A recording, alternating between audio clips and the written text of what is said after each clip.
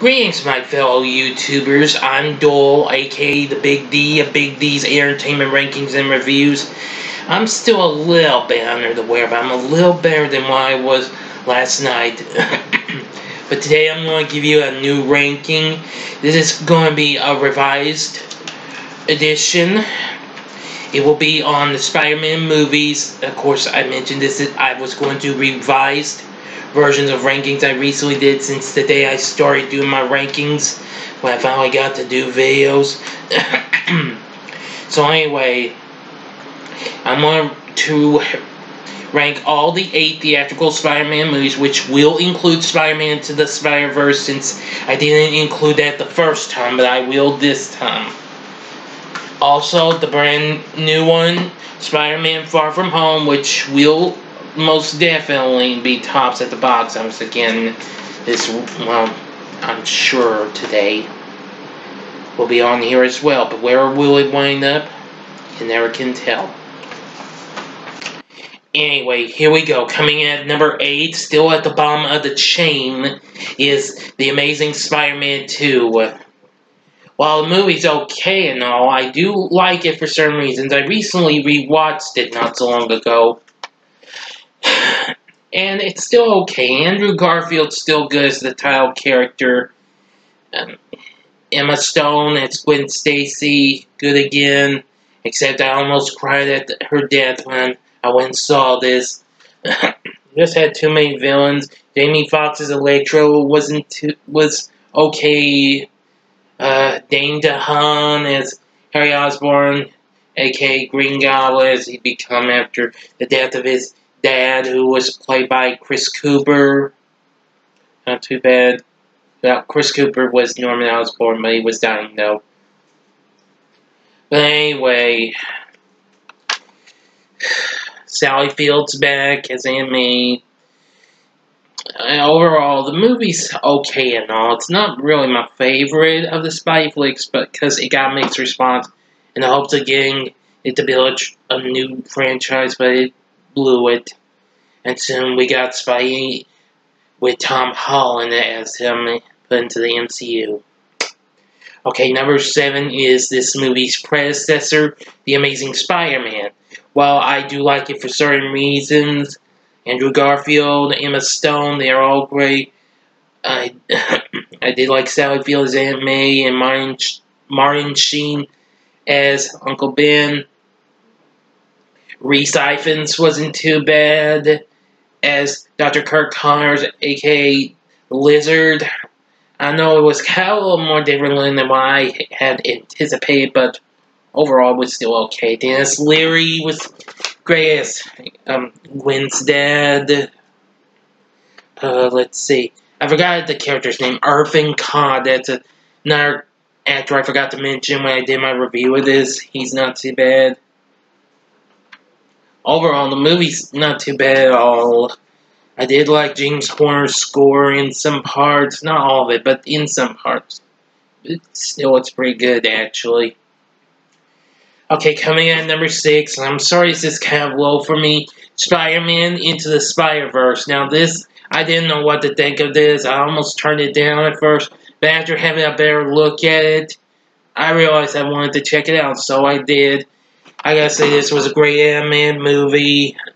The cast was great. I liked all the characters, including Penny Parker and, of course, Spider-Ham. Which that was a big surprise because Spider-Ham was big when I was a kid in the comics, which was produced under Marvel's Star Comics imprint, which that made comics for kids and used mostly licensed characters. Still pretty good movie though. I liked Spider-Man Noir. Nicolas Cage voiced him. Very good. Enough said about it. I look forward to seeing the sequel to this when they get it ready. I don't know when, but they will. Number 5, boy, I'm going to get a little controversy for having this a little up there.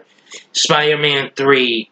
Now, this was the closing of Sam Raimi's trilogy. They were going to do a 4th one, but despite this got mixed response and what have you, well, I know people didn't like Venom, and I can understand. I didn't quite like the Venom in this movie too much, but it was okay. I like Thomas Hayden Church's portrayal as the Sandman real good, and liked all the performances we got from Tobey Maguire, Kirsten Dunst, James Franco, especially when he becomes New Goblin.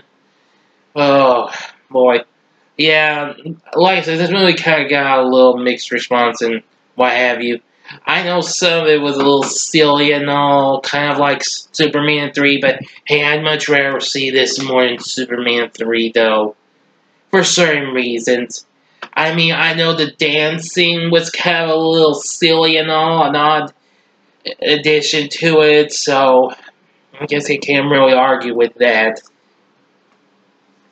But anyway, I do enjoy it for certain reasons, so.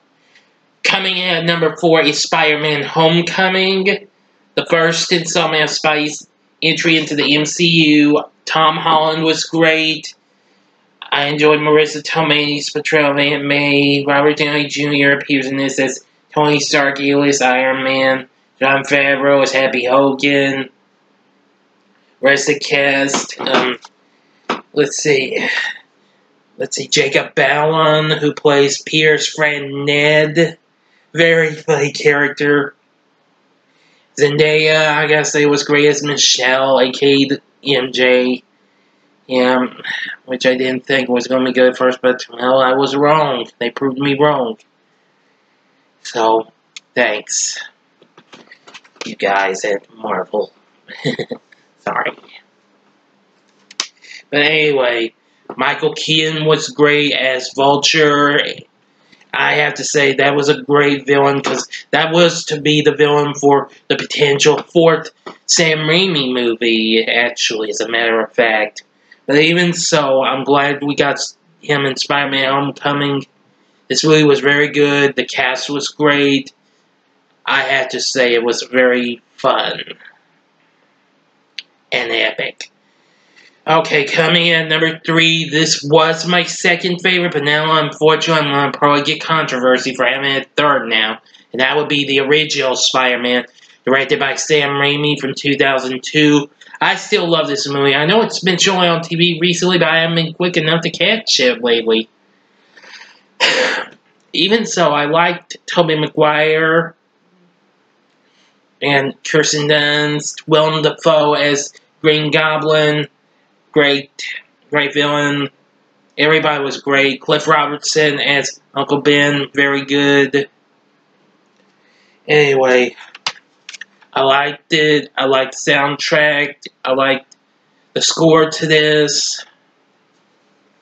Believe me, Sam Raimi did a pretty good job on this. I do like the original Spider-Man because it's cool. And again, a great soundtrack, especially Hero, done by Chad Kroeger of the Canadian band Nickelback, along with Josie Scott of the band Saliva. Very good tune.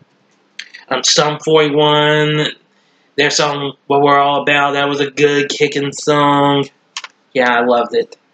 Okay, coming out number 2 is the just now released new movie that just came out a little over a week ago. Spider-Man Far From Home. Yeah, just missed the top. But anyway, I loved Spider-Man Far From Home. This was even more fun than Homecoming. Don't get me wrong, though. But you don't have to take my word for it. I actually love Tom Holland's performance in this.